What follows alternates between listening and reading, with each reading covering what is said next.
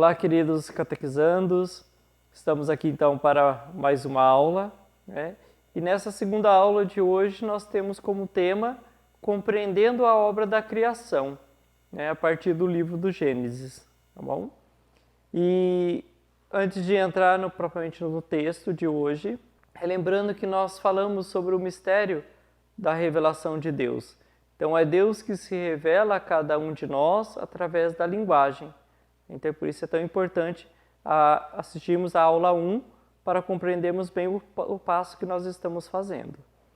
E falando sobre o mistério da revelação de Deus, Deus ele se revela ao ser humano e ele aparece a cada um de nós como essa imagem com um véu na frente.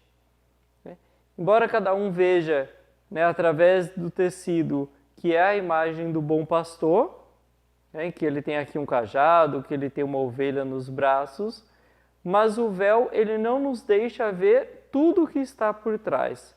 Então todos os detalhes não é possível ver, somente tirando este véu. E o que nós vamos ver é que ao longo da história da salvação, a nossa história, Deus vai se revelando aos poucos. Então em um determinado momento é tirado esse véu, então nós vemos Deus mais próximo, e em determinados momentos volta-se o véu. Sempre algo vai ficar escondido ali por trás. Tá? Então, por isso nós dizemos, naquela linguagem teológica, a linguagem própria para falar de Deus, que existe, então, um mistério na revelação. Tá? Então, é como olhar através de um véu. A gente não consegue dizer tudo sobre Deus, mas aquilo que Ele se deixa revelar a cada um de nós, tá bom? E falando então sobre a obra da criação, lembro quando na outra aula nós falávamos que Deus é o Criador e nós somos as suas criaturas. Fomos criados por Deus, porque Ele tanto amou, que nos criou. Fomos criados por seu amor, E então Deus Pai criou todas as coisas por Ele e para Ele. O que significa essa frase para nós? Então que na obra da criação, Deus Pai, Ele não criou sozinho. Ele, podemos dizer que dele surge a vontade, mas a ação criadora, ela ocorre também através do Espírito Santo e de Jesus Cristo. E é tão bonito ver isso, que Deus Pai, ao criar o mundo através do Espírito Santo, a força do Espírito, Ele deu ao seu Filho. É como uma mãe que prepara, vamos dizer, um bolo, ou alguma coisa que o filho gosta muito, e quando ele chega, ela entrega a ele. Então, aquilo que ela criou, aquele bolo que ela fez, ela não fez somente para ela.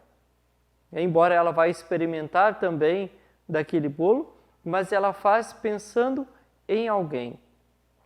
Deus Pai, quando criou todas as coisas, podemos dizer que estava pensando em seu Filho, Jesus Cristo. Então, quando Ele cria junto do Espírito Santo, depois Ele entrega tudo nas mãos do Filho, para que o Filho, então, continue cuidando dessa obra criadora. Tá? Então, a obra da criação nos revela a perfeição de Deus. Como não olhar para o universo, para todas as coisas que existem à nossa volta e não perceber nela uma perfeita harmonia? Cada coisa no seu lugar. Cada planeta, cada estrela, cada satélite natural, cada coisa em sua órbita. E não pode ser fruto do acaso. Embora eu vou encontrar pessoas que digam isso, mas o acaso não pode construir algo perfeito. De uma explosão de uma bomba, o que nós vemos são estardalhaços, são pedaços, fragmentos que se vão para cada lado, destruindo aquilo que estava perfeito. Então não é do acaso, mas existe uma força muito maior. Isso os próprios cientistas vão dizer, né, que existe uma força muito maior que dá ordenamento a todas as coisas. Ou seja, eu vou pegar um exemplo bem simples para nós. Uma semente de abacate, né, ela, ao germinar, ela não vai dar melancia. Ela vai crescer, vai se tornar uma árvore, um abacateiro, e ele vai produzir novamente a fruta do abacate. Assim, então, todas as coisas, ao passar de anos, de milhares de anos, milhões, todas as coisas continuam na sua perfeita harmonia. O que nós vemos são adaptações ou evoluções naturais do ser humano, dos animais, de acordo com o clima e o local em que eles estão. Mas em tudo isso há uma ordem perfeita. E é essa ordem perfeita que nos revela então o Criador, né? Esse ser superior que dá então podemos dizer novamente assim, esse ordenamento a tudo que existe. Então, nos fatos mais simples da vida, percebemos a ordem perfeita do universo. E a pergunta que nos fica na mente é: e quem mantém esta ordem da perfeição? Somente um ser tão superior teria tanto poder, e nós o denominamos Deus. Para nós, então, é Deus quem nos dá essa ordem perfeita e continua mantendo as coisas na sua ordem. O que nós vemos podemos dizer, de desordem no mundo, na criação, a maioria das vezes, para não dizer todas, são decorrentes de ações principalmente humanas. Nós que interferimos naquilo que muitas vezes não deveríamos, né, e causando muitas vezes esse desordenamento. Então, voltando ao ato da criação, em Gênesis 1, observamos relatos da criação. Pela palavra de Deus, todas as coisas foram feitas. No início era um caos, e pela vontade de Deus, tudo foi adquirindo então uma ordem. As águas, o firmamento, os animais aquáticos, os animais terrestres, as aves no céu, né? Luzeiros, então, que são colocados também no céu, no caso a lua, o sol. O importante é saber que por Deus e para Deus todas as coisas foram feitas. E podemos dizer que tudo foi entregue ao seu Filho, Jesus Cristo. E tudo foi feito pela força do Espírito Santo. Então, é bonito olharmos para a obra da criação e vermos isso. Essa ordem que acontece, seja no mundo animal, em todas as coisas.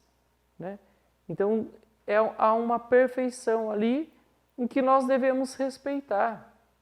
E quando Deus, então, Ele cria, nós vamos ver, então, Gênesis dizendo, a cada dia é feito uma coisa, assim, revelando, e por fim ao homem, Deus entregou tudo isso ao ser humano. Ou seja, quando fala para o homem que ele deve dominar todas as coisas, nós devemos compreender bem que dominar não é simplesmente tomar como seu, mas fazer o uso correto das coisas que estão à nossa volta. E dominar significa também cuidar. Então, ter o domínio de algo é tomar posse para si, mas zelar por aquilo, cuidar de cada coisa. Quando eu tenho o domínio de um celular na minha mão, eu tenho que saber então cuidar dele, porque se eu derrubar ele vai quebrar, ele vai estragar. Se eu não colocar para carregar, vai acabar a bateria. Então, é esse cuidar, então o dominar é esse cuidado para com as coisas, porque é delas que nós vamos tirar tudo que nós precisamos, o nosso sustento. E se não cuidarmos bem, um dia não teremos nada disso. Então, tudo que foi feito então obra de Deus, então pela obra do Espírito Santo, né? E engana-se quem pensa que este pensamento, né, anula a evolução dos seres humanos, pois basta olharmos para os animais da mesma espécie que estão em determinadas regiões diferentes. Então, a mudança que acontece. É aquilo que eu já falava no início, né, da evolução. Quando nós falamos, então, da obra da criação que está presente em Gênesis, ali ela não anula a evolução, mas o evolucionismo ele existe, mas não como muitos cientistas apresentam. Então nós vemos claramente nos animais, né, aquilo que eu falava, animais de diferentes regiões, eles possuem características próprias, alguns com mais pelo quando é numa região mais fria, outros com menos numa região mais quente, né? Isso é fruto da evolução do animal, né? Assim também como o homem, né? Que ele vai se evoluindo no seu modo de pensar. Os homens que moram em região de deserto têm as casas formadas de um jeito, né? Em regiões frias as casas são diferentes. Então nós vemos que animais e o próprio ser humano, né, morando em diferentes regiões, ele se adapta àquele lugar. Né? Se ele mora numa região de deserto, lá ele vai ter a sua casa, a sua habitação feita de um material. Se ele mora numa outra região mais fria, ele vai construir a sua casa de outro material. Ou seja, há uma evolução no seu modo de pensar. Né? Então aí está o grande mistério, né, da presença de Deus nessa evolução no modo de pensar, né, de todo ser humano. Nós vamos dar mais algum passo também. Então, compreendendo bem essa palavra que eu falava, que é dominar, né, em hebraico, na qual devemos assumir a função de ser mestre, ou seja, capaz de cuidar e tirar apenas aquilo que deve ser o sustento de sua prole, ou seja, o sustento da família.